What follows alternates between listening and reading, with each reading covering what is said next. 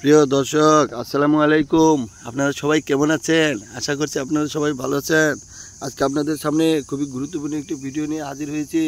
আপনারা দেখতে পাচ্ছেন আমার এই ভাগ্নে কিভাবে খুব সহজেই টমেটো চাষ করে থাকে।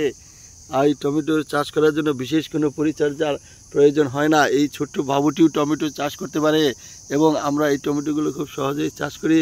টমেটো চাষ করার জন্য আপনাদেরকে প্রথমে যে কাজটি করতে হবে সেটি হলো মাটিগুলোকে ভালো করে কুপিয়ে ঝুরঝুরে করে নিতে হবে।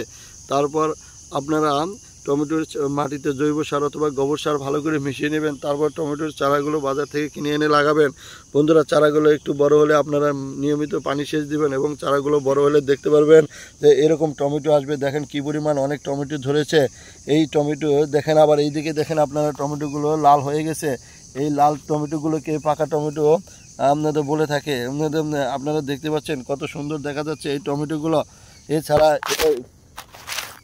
এই টমেটোটা দেখেন একটু হলুদ বর্ণের হয়ে গেছে, এটা পুরোপুরি পাকে নাই। আর এই সবুজ টমেটোগুলো হলো কাঁচা টমেটো। বন্ধুরা, এই টমেটো আপনারা দেখতে পাচ্ছেন যে কি পরিমাণ টমেটো।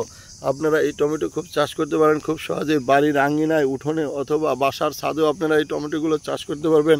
এই টমেটোতে রয়েছে প্রচুর পরিমাণে পুষ্টি উপাদান, যা মানুষের দেহের জন্য খুবই উপকারী। টমেটোর সালাদ খুবই জনপ্রিয়। আপনারা চাইলে টমেটো ভর্তা করেও খেতে পারেন, সবজি হিসাবেও খেতে পারেন, আর তরকারি রান্না করেও খেতে পারেন। বন্ধুরা, টমেটো খেলে আপনাদের শরীর সুস্থ থাকবে এবং আপনাদের অসুখ বিসুখ কম হবে এবং আপনাদের পেটের সমস্যা সহ অনেক সমস্যায় দূর হয়ে যাবে। বন্ধুরা, আপনারা বেশি বেশি টমেটো খাবেন এবং টমেটো চাষ করবেন।